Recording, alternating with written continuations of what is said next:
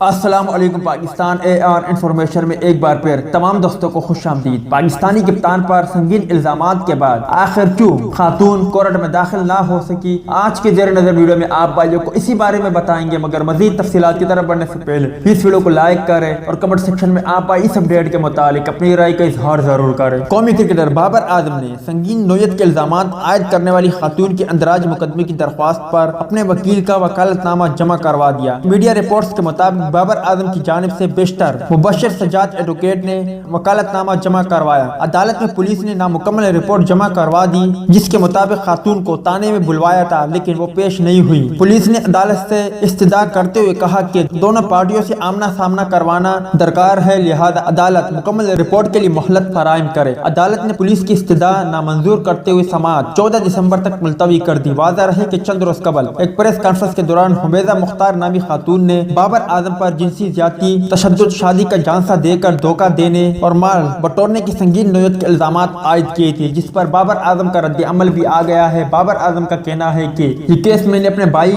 کے حوالے کیا ہے اور میرا بھائی عدالت کی تمام تر کارروائی کو پورا کرے گا۔ امید ہے دوستوں کہ آج کی ویڈیو بھی آپ کو پسند آئی ہوگی۔ ٹیک کیئر، بائے بائے، اللہ حافظ۔